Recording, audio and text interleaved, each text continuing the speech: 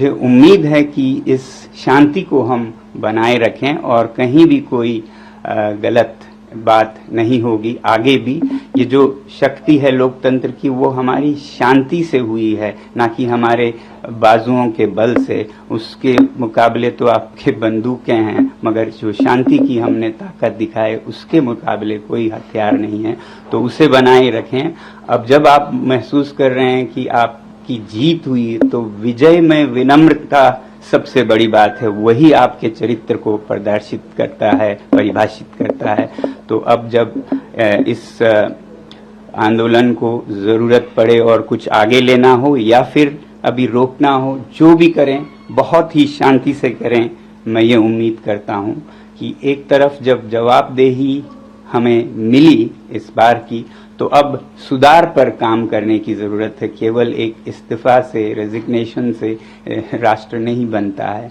तो शिक्षा में सुधार हो, इस पर भी आगे काम हो। मुझे पूरी उम्मीद है जिस उदारता से सरकार ने ये कदम ली है वो इसमें अब सुधार के कार्यों में भी जुड़ेगी। सुधार सिर्फ शिक्षा में नहीं बल्कि शासन में भी मेरी उम्मीद है कि अब से देश चलाने का तरीका जरा बदलेगा। जहां भय है वो नहीं बल्कि प्यार मोहब्बत से देश को चलाया जाएगा और अन्याय न होकर सत्य के रास्ते पे चलाया जाएगा। और वैसे ही जहां कहीं भी जिस रूप में भी भ्रष्टाचार है उसे हटाया जाएगा और सच्चाई के रास्ते पे एक भारत देश के लिए और विदेशों के लिए भी एक उदाहरण बनेगा, सच में विश्व गुरु बनेगा। ऐसी मेरी आशा है कि ये एक नया भारत की शुरुआत होगी। मैं उम्मीद करता हूं सरकार से कि इस बदलाव के साथ ही बहुत से और बदलाव भी लाएंगे शासन चलाने के तरीकों में भी।